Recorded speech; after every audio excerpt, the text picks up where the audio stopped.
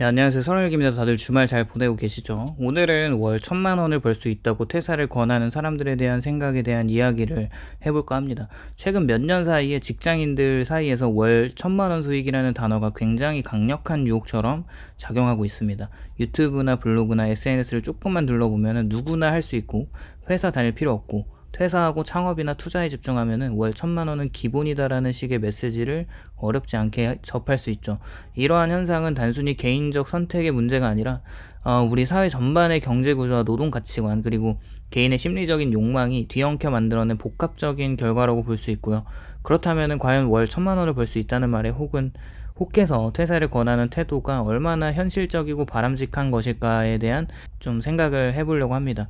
일단은 월 1,000만 원이라는 단순한 소득 수준을 넘어서 뭔가 하나의 상징이 된 것 같습니다. 대다수의 직장인들은 세후 월급이 한 200에서 500만 원 사이를 받는다고 생각하고 있고, 즉 월 1,000만 원은 보통 사람들의 2배에서 3배 혹은 4배, 5배 되는 그 이상의 수치인 거죠.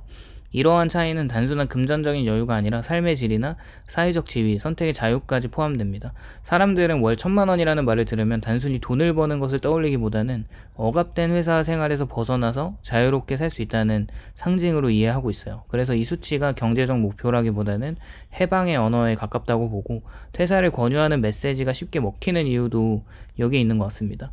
그런데 냉정히 따져보면 월 1,000만 원을 안정적으로 벌어들이는 것은 극히 일부의 사람들에게만 가능합니다. 창업을 하든 프리랜서로 뛰든 혹은 투자를 하든 간에 일정 수준 이상의 자본이나 능력이나 네트워크 또 운이 굉장히 필요합니다.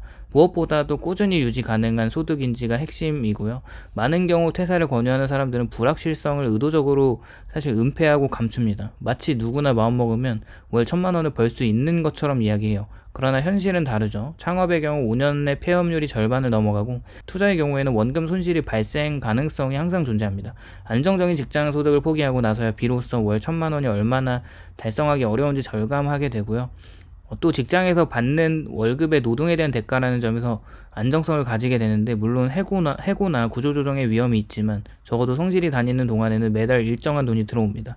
반면에 자영업이나 투자 수익은 시장 상황과 개인 역량에 따라서 극심하게 변동이 심합니다. 즉 월급은 하한선이 보장된 소득이지만 비직장 소득은 상한선이 무한하지만 하한선이 0이라는 구조적 차이가 있죠.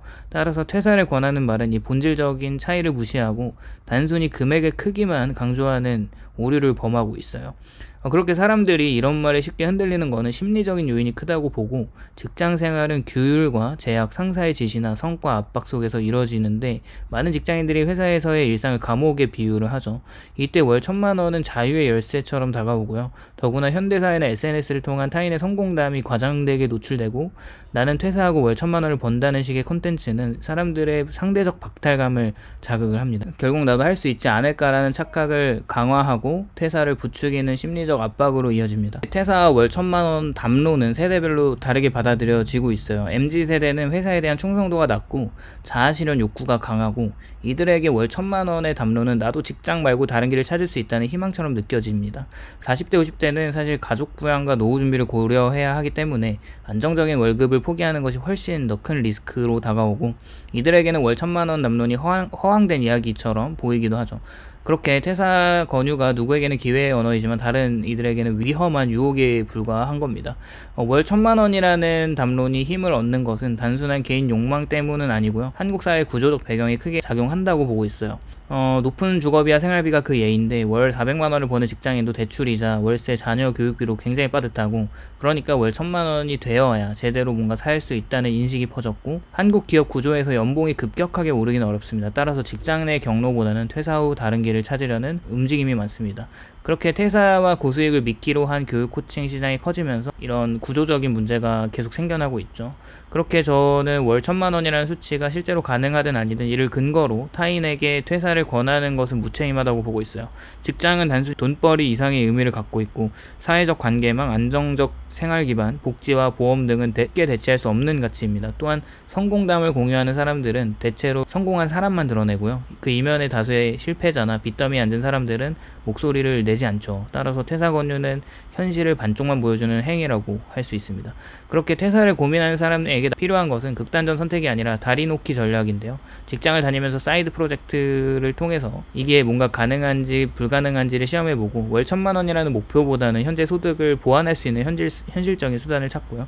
퇴사는 충분한 준비금과 경험이 쌓였을 때 점진적으로 실행합니다. 이처럼 단계적으로 접근을 한다면 무작정 퇴사라는 위험은 줄일 수 있고요. 그렇게 월 1,000만 원이라는 말은 강력한 유혹이지만 현실은 결코 단순하지 않다는 걸 생각하고 퇴사를 권유하는 행위 자체가 매우 위험하고 무책임하다고 생각하고요. 개인의 상황이나 자산 수준, 가족관계 성향에 따라 선택은 달라져야 한다고 봅니다. 중요한 것은 남이 아닌 나의 삶에 맞는 해답을 찾는 거고요. 퇴사 권유의 메시지에 휩쓸리기보다는 차분히 자신의 상황을 점검하고 위험을 감내할 수 있는지 냉정히 따져봐야 되는 거죠.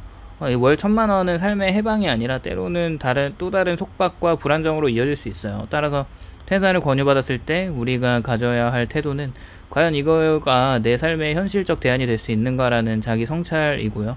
단순한 숫자에 휘둘리지 않고 장기적인 안목과 균형 잡힌 시각으로 선택을 할 때 비로소 진정한 자유와 안정에 가까워질 수 있지 않나 생각을 합니다.